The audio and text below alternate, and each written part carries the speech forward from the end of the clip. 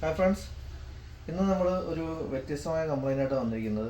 Actually ഇത് പോക്കോ X3 എന്ന് പറഞ്ഞൊരു മോഡലാണ്. പോക്കോ X3 പ്രോ കോമൺ ആയിട്ട് വരുന്ന കംപ്ലൈൻറ്റ് നമ്മൾ ഉപയോഗിച്ചുകൊണ്ടിരിക്കുമ്പോൾ ഡെഡായി പോകുന്നൊരു കംപ്ലൈൻ്റ് ഉണ്ട്. പിന്നെ ഫ്രണ്ട് ക്യാമറ വർക്ക് ചെയ്യാതെ വരുന്ന കംപ്ലൈൻ്റ് ഉണ്ട്, ഓഡിയോ വർക്ക് ചെയ്യാതെ കംപ്ലൈൻ്റ് ഉണ്ട്. അതൊക്കെ അപ്ഡേറ്റ് ചെയ്തതിന് ശേഷം വരുന്ന ഒരു കോമൺ ഇഷ്യൂ ആണ് ഇതെല്ലാം. പക്ഷേ ചില ഷോപ്പുകളിൽ നമ്മൾ ഇത്തരം കംപ്ലൈൻ്റായിട്ടൊക്കെ ചെന്ന് കഴിഞ്ഞാൽ അവർ പറയുന്നത് ബോർഡ് മാറണം, അല്ലെങ്കിൽ ശരിയാക്കാൻ പറ്റില്ല എന്നൊക്കെ നമ്മളോട് പറയാറുണ്ട്. അപ്പോൾ ആക്ച്വലി നമ്മളിവിടെ ഇത്തരം ഫോണുകളൊക്കെ റിപ്പയർ ചെയ്യുന്നുണ്ട്. അപ്പോൾ ഇതിനു മുമ്പ് നമ്മൾ വീഡിയോ ചെയ്തിട്ടുണ്ട് റെഡിയാക്കുന്നൊക്കെ ആയിട്ട്. പക്ഷേ പലരും ചോദിക്കാറുണ്ട് നിങ്ങളിത് ചെയ്യുന്നുണ്ടോ എന്നൊക്കെ. അപ്പോൾ ഇതിൻ്റെ റീസൺ കൂടി ഞാൻ പറഞ്ഞുതരാം. എന്തുകൊണ്ടാണ് ഇതിങ്ങനെ കംപ്ലൈൻറ്റ് വരുന്നതിൻ്റെ റീസൺ. ഇതിനകത്ത് ഉപയോഗിക്കുന്ന ഒരു ചിപ്സെറ്റ് ക്വാൾക്കം ചിപ്സെറ്റാണ്. അത് പോക്കോ X3 ആണെങ്കിൽ SM7150 എന്ന് പറയുന്ന മോഡലും, പോക്കോ X3 പ്രോ ആണെങ്കിൽ SM8150 എന്ന് പറഞ്ഞൊരു മോഡലാണ് വരുന്നത്, IC നമ്പർ വരുന്നത്. അപ്പോൾ അതിനൊരു പ്രത്യേകത, ഈ ഫോൺ നമ്മൾ ഉപയോഗിക്കുന്നതനുസരിച്ച് IC ഓവറായിട്ട് ഹീറ്റ് ആകുമ്പോൾ അതിൻ്റെ അടിയിലുള്ള കണക്ഷൻസ് ബ്രേക്കായി പോകും.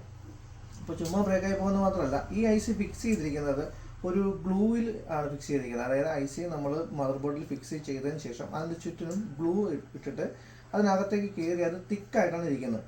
അപ്പോൾ ഇത് ഓവറായിട്ട് ഹീറ്റ് ആകുന്ന സമയത്ത് അതിൻ്റെ ബോൾ ഇങ്ങനെ വിട്ടു പോവുകയും ഈ ഗ്ലൂ അതിൻ്റെ ഇടയ്ക്കൂടെ തള്ളി കയറുകയും ഇതിൻ്റെ കണക്ഷൻ പ്രോപ്പറായിട്ട് കിട്ടാതെ വരുമ്പോഴാണ് ഈ ഇങ്ങനെയുള്ള കംപ്ലൈൻറ്റിനകത്ത് കൂടുതലും വരുന്നത്. അപ്പോൾ നമ്മളൊരു സാധാരണ ഷോപ്പിൽ ചെന്ന് കഴിഞ്ഞാൽ ആ IC എടുക്കാൻ പറ്റാത്ത ഒരു സാഹചര്യം ഉള്ളതുകൊണ്ടാണ് അവരത് റിജക്റ്റ് ചെയ്യുന്നത്, നമുക്കത് പറ്റില്ല എന്ന് പറഞ്ഞിട്ട്. അപ്പോൾ നമുക്കിവിടെ അത് ചെയ്യാനുള്ള ഓപ്ഷൻ ഉണ്ട്, ടൂളും ഉണ്ട്. അപ്പോൾ ഈ ഫോൺ നമുക്കത് റിപ്പയർ ചെയ്യാൻ പറ്റുമെന്ന് നമുക്ക് നോക്കാം. ഓക്കെ,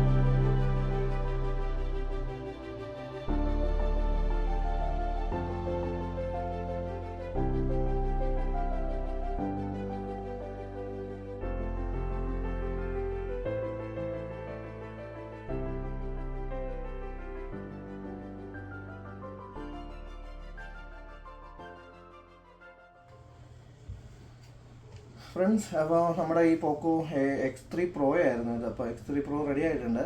നിലവിൽ CPU തന്നെയായിരുന്നു ഇഷ്യൂ. ഇപ്പോൾ കസ്റ്റമർ ഡേറ്റാസ് ഒന്നും പോയിട്ടില്ല, എല്ലാം ഇതിൽ തന്നെയുണ്ട്. കാണാൻ പറ്റും ഫോൺ പെർഫെക്റ്റായിട്ട് വർക്ക് ആകുന്നുണ്ട്. ഈച്ച് ആൻഡ് എവറിത്തിങ് ഡേറ്റാസ് അയാളുടെ ഈ ഫോണിൽ തന്നെയുണ്ട്.